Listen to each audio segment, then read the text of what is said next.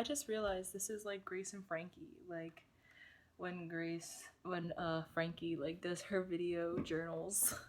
Like this is I'm being Frankie right now. But so basically today I was watching myself talk about gratitude uh earlier in the summer, and I was just like, bro, like I could make something about what I've learned about love so far, because and everything else I can kind of talk about like what I'm experiencing. And so that way, future self, you can look at me and you can be like, if only right now you could see yourself now. And I could be like, can't see myself, but I trust you. Um, so, okay, let's first talk about the first thing I stumbled on, which was love. So, I don't know how it happened that I found this book, The Mastery of Love, which basically changed my whole idea of life and love. Because for a while, I thought love was what I had seen other people and what other people had told me about love, what I thought I wanted from people, which was for a person to just be with me and, you know, love me and, not want to be with anybody else. I was jealous of people if I saw something that they had that I would want, or I was jealous of, how a certain person looked. Um, I was I'd get hurt or offended if somebody came for me, or if like I don't know, if like something like that happened, or just I got hurt by a lot of different things so easily, and I became jealous so easily. And if somebody was mine, I wanted them to be mine. If they were away from me, I was really clingy and very needy. And I didn't understand why. Like I understood that I wanted somebody to fulfill those needs, but I didn't understand that I needed to fulfill those needs for myself. And so this book opened me up to the idea that it's not about someone else validating you. Like, you need to validate your own existence. And that's why self love is so important, because if you can't love yourself, and if you can't accept where you are, and you can't accept your reality, then you're going to look for it in other people. And then when you don't find it, because they themselves are struggling too, then it's just gonna literally create like your own personal, let's just say, hell. And I didn't realize I had been living like that through, well, I feel like the first thing that opened up was being driven by fear. I figured out that I was being driven by fear with this whole, like, literally all throughout the summer, I was thinking about being famous and getting, being successful, like, quickly, and, having these amount of subscribers, and, every single day, like, trying to put out new content. And it was because I was driven, I was feeling pressured. Like, that shit mattered to me. And I was, like, very driven by this fear that I wouldn't be remembered for what I'm putting out there and for my talents. And once I figured out that it was that fear that was driving me, then nothing was driving me. And that's a whole nother phase.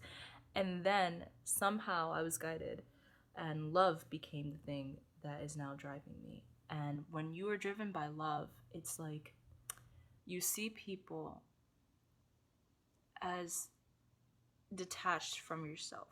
Okay, so detached from your biases, detached from your expectations, detached from conditions. When you see people beyond yourself, is when you start to get that universal love, I feel like. And that's what I've been trying to do, because the remnants of how I used to see life is still left over.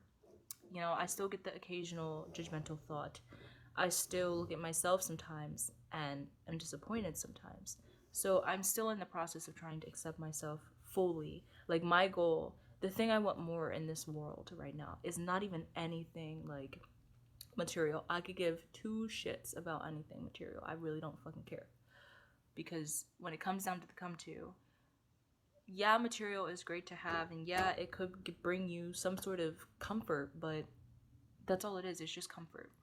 And ultimately, it's going to be your thoughts and your emotions, my thoughts, my emotions, that's going to make me feel any sort of thing. It's not going to be a physical object. So what I would really want most in this world is to know myself so deeply and to love myself so deeply, and so that it can just extend onto others, so that I don't have to have that flicker of judgment. I don't have to have a flicker of fear or a flicker of sadness or any of those emotions, really. I i want to learn how to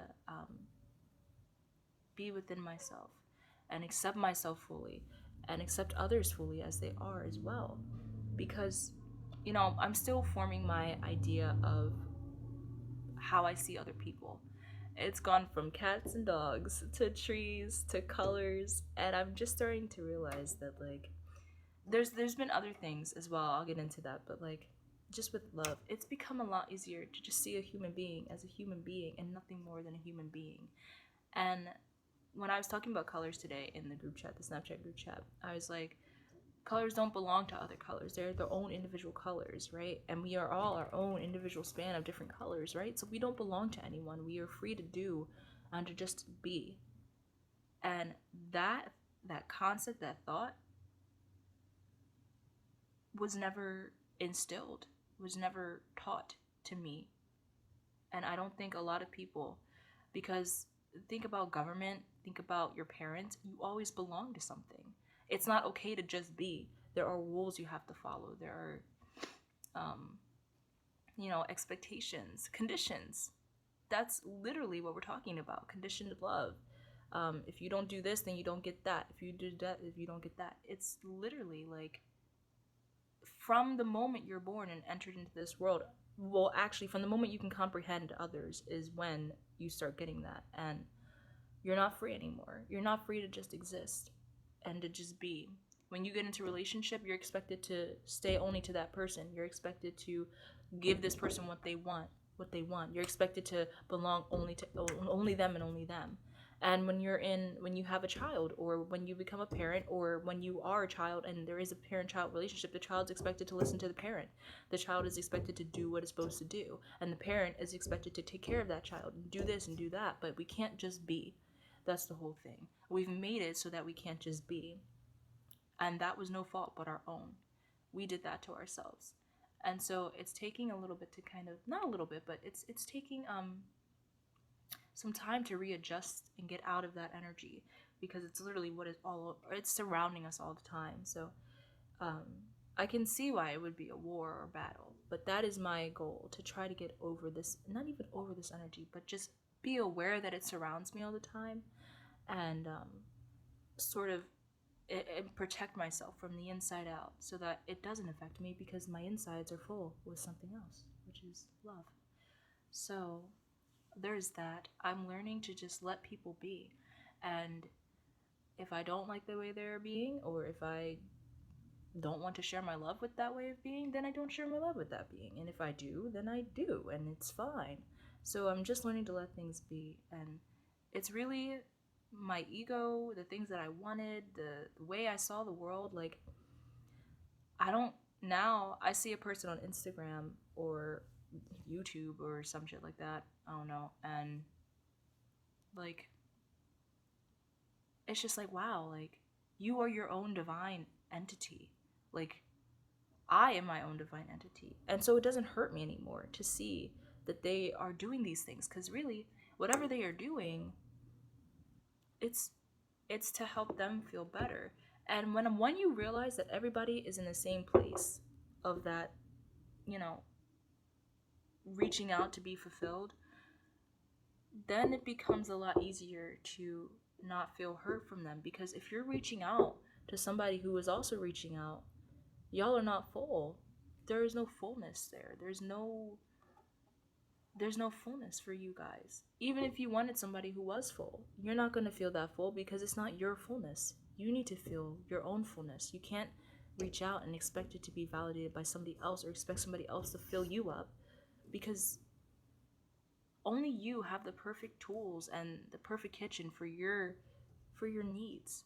Okay? Like, you have the perfect food for your stomach. Nobody else's food is going to fill up your stomach. It's only going to be your food that is perfectly perfectly fine-tuned, all the specific requirements perfect for your stomach, and it's going to fill you up. So and when you realize that nobody else's food is going to fill you up, and when you realize that everybody has their own food specifically for them, you don't want their food anymore. The only food you want is yours, because now you realize and you're aware that everybody is perfectly themselves and everybody is their own color. You don't want to be their color. You don't want to have their food. You have your own. And it's perfect for you. And since it's perfect, you want it. And perfection, there's the whole idea of perfection. Like, perfection, I don't think means being correct all the time, or being absolutely stunning and gorgeous all the time, or, being, I guess, the pinnacle of existence. Like, no. It's just fine-tuned for you. It's just exactly what you need is your perfection. And my goal with this is to find, not to find because I'm finding it, but to go deeper with that idea. What does my food taste like? What is my color? I want to live in that. And I want to see others, and I want them to experience their food in their own color and not have it from others. Because I think a lot of time the things like wanting attention, and a lot of fear comes from the place of being empty. And now I can kind of get into the other thing I was talking about, which is this consciousness idea. And it's basically like the universe. So, like, basically our consciousness is our link to the divine. Basically, our consciousness is a little part of a huge consciousness. So all of our consciousnesses are part of a huge consciousness. And so I think some can find comfort in the fact that technically we don't belong to ourselves, but yet we do belong to ourselves. There's a lot of dualities I'm seeing. I think that's a truth, that even though things may seem one way, there is always another way to look at it. But basically, so the universe or source energy has created this to create it and to experience it all at the same time. So his creations, or her creations, or its creations, source's creations, we don't have a word for it, but the creations that are made are also experienced as well. So this body, your body, the consciousness, it is a creation and it is experience as well. So that more creations and more experiences can be had. It's like an everlasting, just boop, boop, boop, boop, boop, just keeps going. And so it makes sense why these different emotions would exist and why everything would exist. And even when there's emptiness, that is still an experience. That's what I was trying to say. And so I was trying to figure out, like, the author that I read who taught me about love, he said that there's a track of love we can decide to take, or a track of fear. And anger and resentment and jealousy and sadness come from fear. And love, when you have love, you get happiness, peace, light come from love, because love is life. And like, it never made sense to me. I've kind of heard that before, but now I think it makes sense, because I think life is supposed to be a dance, just like love. It's not supposed to belong to anyone, because obviously there are too many people in this world for it to belong to just one. We're in this together. So I don't think it belongs to anyone. I think it is just an open, or supposed to be, just an open canvas. And all of us are supposed to be, not supposed to be, because if we were supposed to be, I guess it would be, but maybe the idea was to, and this is probably happening, just beautiful colors swirling and creating masterpieces, I think, playing and engaging. But I think fear came in and made it a whole different kind of masterpiece. And I think we have the power to change it. We just have to know ourselves and love ourselves. And I remember talking about being grateful in my last little thing, and I knew that I wasn't grateful, right? I knew that I wasn't grateful. I knew that I was just saying that so I can make myself happy, because the truth of it is, if I had been grateful for my life at that moment, I would have loved my life at that moment, and I would have loved me at that moment. And like, I feel like love is the foundation, right? And then you get those things of happiness, and then you have something to be grateful for. Because if you love yourself and you love your reality and you accept who you are, then you can be happy. Then you can be grateful for something. Then you can be fulfilled because you've made yourself feel fulfilled. Only you control your happiness.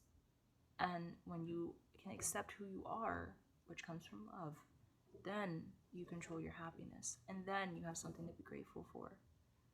You know? So,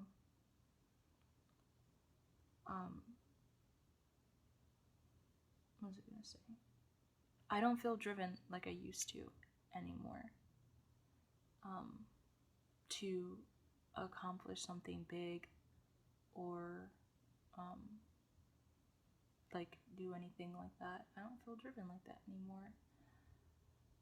I just want to be and be okay with just being. And right now I can feel in my heart that it needs a little bit more magic making happening. It needs a little bit more love and abundance in the heart area. So that's what I'm trying to do. I'm trying to manifest anyways. And I know that I can, and I know that I will. And it will be spectacular. And I hope I find a good way of looking at this so that I can always remind myself and I can always stay with myself. But yeah, so whatever happens next, or whatever I discover or stumble upon next, I will keep you guys updated. But this has been my little speech on love and awareness and consciousness, I guess. And yeah. Also, I will say the side effects of this love that I found, just recently I've been having this problem, but before